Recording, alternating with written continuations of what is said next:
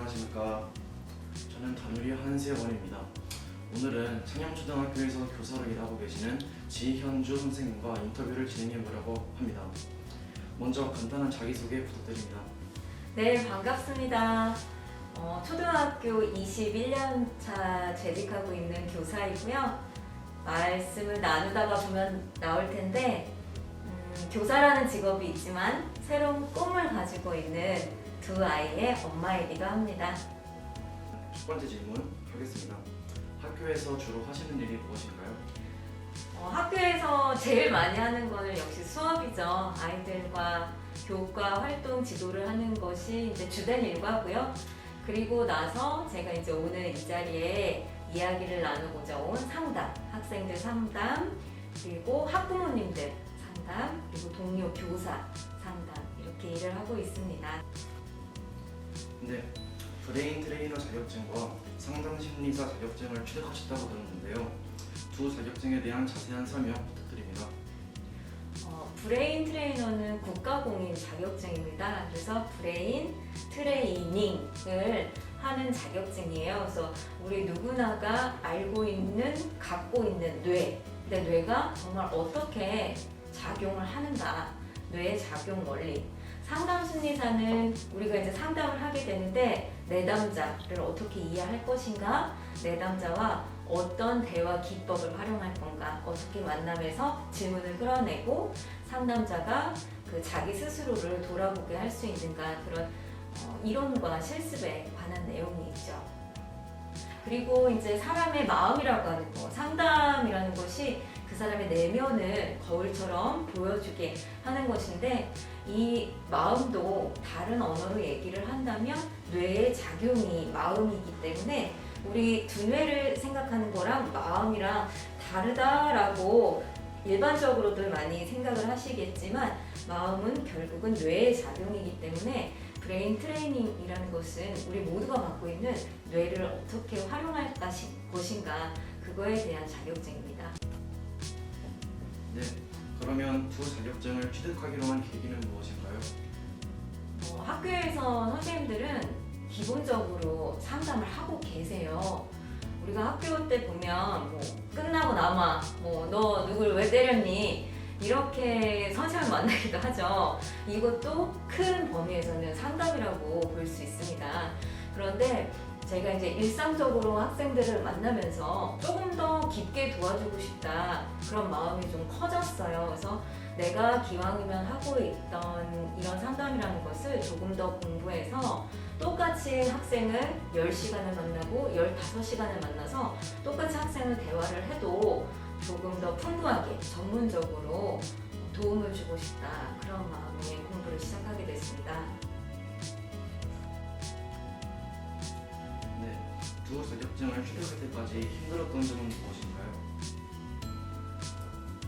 솔직히 말씀을 드리면 저는 이미 교사라는 직업이 있기 때문에 굳이 제 시간과 에너지를 쓰면서 이런 자격증을 꼭 따야 할 필요는 없어요. 그리고 아이들도 돌봐야 되고 제 삶의 이제 우선순위에서 좀 갈등을 하게 됐습니다. 이걸 하게 되면 내가 좀 더 바빠지겠고 내가 좀 더 힘들어질 텐데 이거 꼭 해야 되나 그런 이제 심적인 갈등. 한번 이제 선택을 하고 나면 공부를 당연히 해야 되죠. 그리고 이제 국가공인 브레인 트레이너 과정 같은 경우에는 단답형 주관식 시험이 있어요. 그러면 많이 외워야 됩니다. 그래서 내가 시험 문제를 주로 출제하는 선생님이었는데 내가 어디 가서 시험을 봐야 되고 또 많이 외워가지고 달달달달달달 외워서 이렇게 원리 같은 거를 적어야 되는 그런 게 힘들었죠. 그래서 고등학생이 대학교 시험 보는 것처럼 밤에 새벽에 잠 못 자고 공부하고 아침에 일어나서 다시 출근하고 그렇게 한 6개월 정도 공부를 했었네요. 네, 학생 심리 상담을 하실 때 마음가짐은 어떤가요? 심리 상담을 할 때 좀 바뀐 것 같아요. 전에는 어떤 위기 행동이나 문제 행동이 있을 때 그 학생을 초대를 해서 이 문제를 예방하자 또는 이 문제를 해결하자. 쉽게 말씀드리면 이게 잘못됐다. 이게 잘못된 걸 아니야. 이제 안 할 거냐. 처음에 접근은 그런 거였어요. 그렇지만 공부를 하고 나서 우리 모두는 성장하고 싶고 우리 모두는 누군가 인정을 받고 싶고 그래서 어떻게 하면 이 학생 안에 있는 마음을 끌어낼 것인가. 전에는 내가 뭐를 알려주고 싶고 지적하고 싶고 방향을 말을 해주고 싶었어요. A가 잘못됐으니 B를 하는 걸로 하자.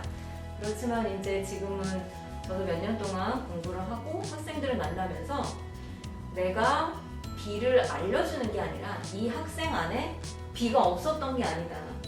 자세히 네 안의 마음을 보면 너 안에 선한 마음, 양심이 있다. 그래서 그것을 어떻게 이 학생 스스로 느끼게 할 것인가. 한 학생이 이런 표현을 했어요. 선생님, 저를 포기하세요. 저는 희망이 없어요. 가망이 없어요. 라고 언어적인 표현으로는 나는 그냥 나쁜 아이야. 라고 말은 했지만 정말 그 마음 안에 선한 양심이 없을까요? 있어요. 그래서 저의 마음가짐은 어떻게 하면 이 학생이 자기 안에 있던 원래 그 마음, 깨끗하고 순수한 마음을 잘 바라보게 할 수 있을까? 그런 마음으로 학생들을 만나고 있습니다. 심리 상담을 하시면서 가장 기억에 남는 상담은 무엇일까요? 한 학생이 자기 얘기를 안 하려고 했어요. 자기 얘기를 하려고 하지 않았고 학교에 적응을 어려워했어요. 쉽게 말하면 수업 시간에 돌아다녀요. 공부는 하지 않고요. 자신이 없고 다니면서 위계 행동을 합니다. 욕을 하고 누구를 툭 치고 그렇게 다녀요. 그래서 끝나고 늘 이제 라포 형성이라고 친해지기 위해서 이 학생의 마음의 문을 열기 위해서 시도를 했는데 저에게 마음의 이제 문을 쉽게 열지 않았어요. 그래서 한 3달 정도를 계속 눈 맞추고 왔니? 안녕? 이렇게 한 3달을 보내고 나서 이제 조금 이 학생이 저의 눈을 맞추기 시작했고 마음의 문을 이제 열게 되었어요. 조금 얘기를 하다 보니까 이 안에 엄청난 어두움, 두려움, 분노 같은 게 있었고 양육자, 아빠에 대한 원망과 미움이 참 컸어요. 그래서 이런 경우에는 이제 아버님도 제가 같이 대화를 해서 상담으로 풀어가면 훨씬 도움이 되죠. 그래서 이제 연락을 드렸더니 아버님도 저에게 또 마음의 문을 열지 않으시는 거예요. 왜냐면 이 아들은 주로 선생님한테 연락이 오면 얘가 이런 문제를 일으켰습니다. 아버님 가정에서 지도를 해주세요. 가정에서 알고 계신가요? 이런 무사했던 사례들이 있었기 때문에 이런 선행 경험으로 인해서 저는 정말 이 학생을 혼내려고 전화드렸던 게 아니었어요. 그렇지만 뻔해 또 얘가 뭐를 잘못해서 선생님으로부터 전화가 왔구만 해서 전화를 받지 않으셨고 몇 차례 해서 통화를 했을 때는 학교 얘기는 좀 선생님이 알아서 지도해 주세요. 학교를 그러려고 내가 보내니 선생님이 알아서 얘를 지도해주고 학교로는 저에게는 전화하지 말아주세요. 또 마음의 문을 쉽게 열지 않으셨어요. 그래서 그때 이제 저는 내가 이 학생도 만났지만 올해 이 학생 1년 동안 담임으로써 이 아버님의 마음을 최대한 가능한 만큼 좀 열었으면 좋겠다 해서 이 아버님께 문자를 보냈어요.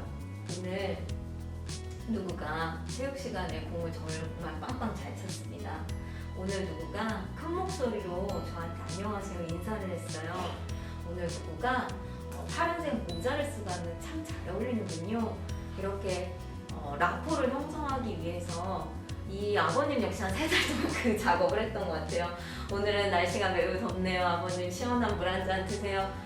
그렇게 했더니 결국은 이제 또 이 아버님의 마음도 좀 열리셨어요. 그래서 이 아이를 키우면서 얼마나 힘들었는지 마음이 또 힘들었고 가정의 붕괴를 겪으면서 개인적으로 너무 힘들었고 그래서 아이를 사랑하는 마음이 있지만 너무 삶이 힘든 나머지 사랑하는 마음이 좀 힘듦에 가려진 것도 눌린 거죠. 그러니까 이 아이를 보면 화가 나고 내가 뭐 죄책감이라고 하죠. 죄책감과 수치심. 내가 이 아이를 잘 못 키웠기 때문에 애가 나가서 이렇게 되는 거야. 그런 마음이 너무 컸어요. 그러니까 선생님하고 대화하고 싶지 않고 회피하고 싶었던 거죠. 그래서 결국은 1년이 다 지났을 때는 이 학생도 상당히 많이 학교에서 회복을 해서 마음이 이제 편안해지니까 그제야 이제 공부를 할 수 있거든요. 학생이 학교에 뭘 배우러 가죠. 그런데 여기 순서가 있어요. 우리가 그냥 쉽게 말해서 기분이 좀 좋아야 뭘 하고 싶은 의욕이 생기잖아요. 내가 너무 우울하고 짜증이 막 나 있는데 앉아서 수학책을 펴라, 공부를 해라 학생은 하면 사실 집중이 어렵습니다. 그래서 어떻게 보면 제가 교사이지만 상담, 기본적으로 아이들과 마음이 좀 연결이 돼야 되고 기본적으로 아이들의 정서가 안정이 돼야 돼요. 그래야지 그 다음에 뇌가 효율적으로 이제 공부에 집중을 할 수 있게 되죠. 4학년 말에는 학생과 아버님의 마음이 많이 편안해지셨어요. 그래서 이제 수업 시간에 공부도 좀 하고 학교에 숙제도 해오고 이렇게 많이 적응하는 성장이 있어서 여전히 기억에 남는, 그리고 여전히 서로 연락을 주고받고 있는 그런 사제지간이 되었습니다. 그러면 심리 상담을 하러 온 학생들의 이야기를 들을 때 힘든 일은 없으셨나요? 있으셨다면 어떻게 해결했나요?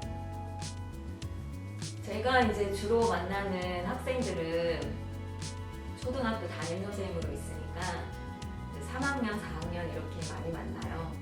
이제 제 자녀가 지금 그 또래에 있습니다. 그러면 이 아이들의 이렇게 이야기를 듣고 있으면 어른의 입장에서는 이거 이렇게 하면 그냥 될 것 같은데, 너무 쉬운 것 같은데 그거에 힘들어하고 있다. 저는 그 마음을 내려놓는 게 힘들어요. 너무 어른으로서, 선생님으로서 저에게도 고정화된 생각 패턴이 있습니다. 아이가 공부하기가 싫어요. 그러면 자동적으로 그래도 해야지 참고 이렇게 나와버려요. 그러면 아시겠지만 상담하고 싶지 않겠죠. 선생님한테 그런 얘기를 하고 싶지 않겠죠. 뻔한 얘기하네, 누구는 몰라. 그래서 어떻게 하면 43살 먹은 제가 10살을 먹은 아이의 눈높이를 맞추고 순수하게 그 마음에 공명할 수 있을까? 순수하게 저 마음을 온전히 들어줘야 돼요. 그렇지 않고 자꾸 제가 때가 끼면 안 돼요. 이렇게 얘기하는 걸 보니까 너는 진짜 공부하기 되게 싫은가 보네. 친구 간의 갈등 네가 좀 양보하면 될 거 아니야. 그거 가서 미안하다고 한마디 하면 금방 풀어지겠구만. 그런 저의 의도된 답변, 자동화된 생각 패턴들이 나올 때 그거를 이제 제가 저를 바라봐야죠. 제가 내가 이런 마음으로 학생을 바라보고 있구나. 가 바라봐줘야 온전히 이제 학생에게 집중이 되는 상담을 할 수 있겠죠. 앞으로의 활동 계획이나 도전해보고 싶으신 일은 무엇인가요? 분명한 도전의 목표가 있습니다. 작년에 교육부에 인성교육 우수 선생님교사라는 이제 교육부에 인성교육 프로그램이 있어요. 거기에 초등 1분과에 이제 팀장을 하면서 어떻게 하면 아이들의 성장을 도울까? 어떻게 하면 인성교육이 효과적으로 잘 될까? 여러 선생님들과 깊은 고민을 하는 기회가 있었는데요. 인성교육이라고 하면 착하게 살아라를 이제 교육을 하는 거잖아요.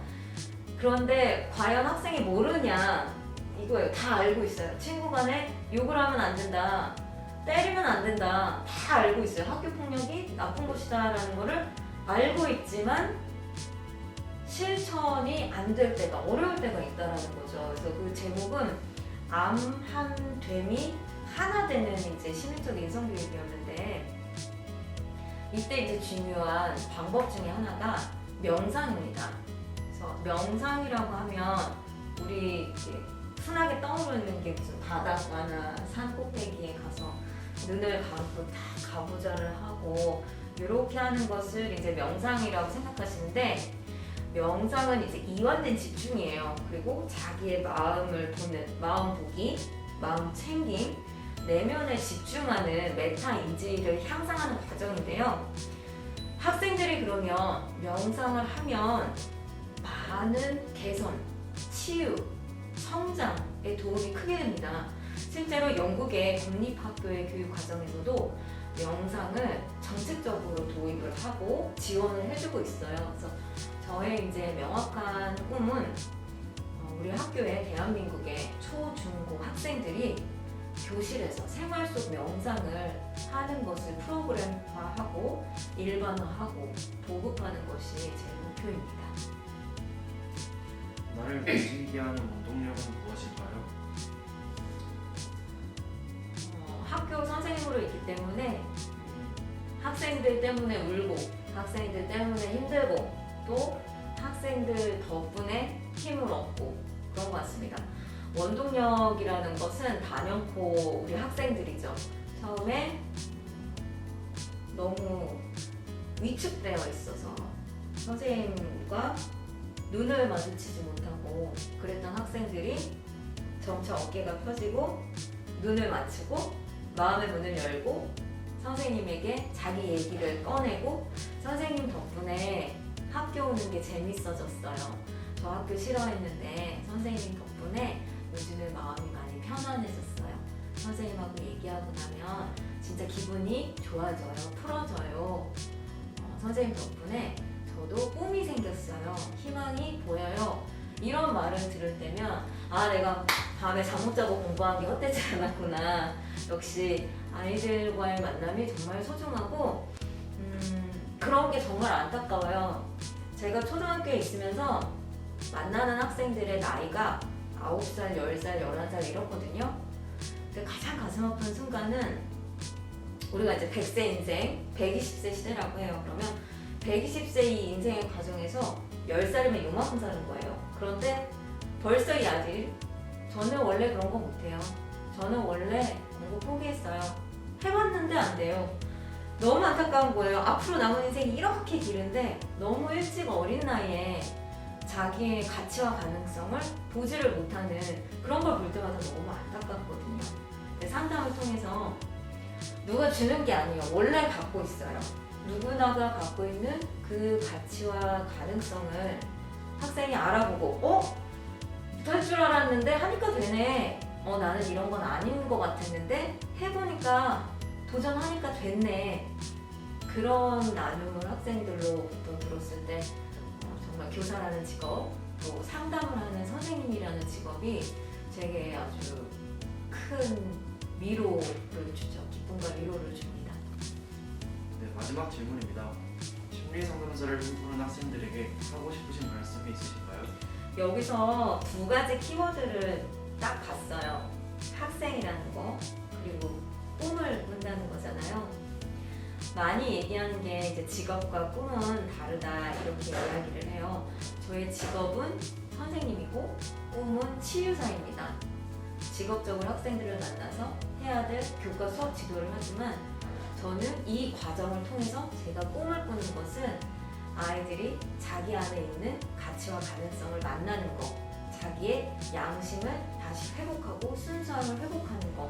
그래서 무엇이든지 내가 선택할 수 있고 도전하고 노력하면 이룰 수 있다. 자기 안에 힘든 마음을 치유하는 그런 과정을 도와주고 싶은 것이 저희 꿈이거든요.